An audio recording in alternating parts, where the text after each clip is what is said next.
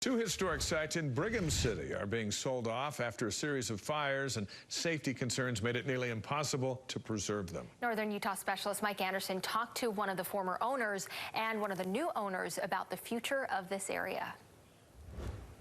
The old Barron's Mill here recently sold, and the Merrell Mill just behind here soon to follow. It's a far cry from what some developers and the community were hoping for in seeing the area restored. It was this fire back in 2008 that ripped apart the insides of the Merrell planing mill, leaving just a shell of what the historic site used to be. There would have been such a bright future. Jaron Davis had hopes to turn both sites into one entrepreneurial center. To bring people in Brigham City out of their homes and their garages and into an environment that would be conducive to a wonderful future for them. There were two more fires, both at the neighboring Barron's Wollen Mill in 2014 and a year later. Both once served the early pioneers in the area of the Church of Jesus Christ of Latter-day Saints.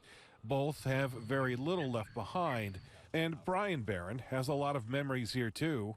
I actually remember coming down here, and my grandpa took me on a tour of the mill.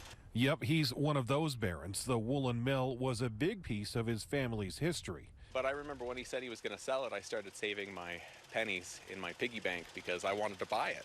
I thought it was a fascinating business and wanted to continue on with the family legacy. That didn't work out then, but he and his family did take part in those plans to restore the mill with Davis and his business partner, but those two fires crushed his dreams of that too.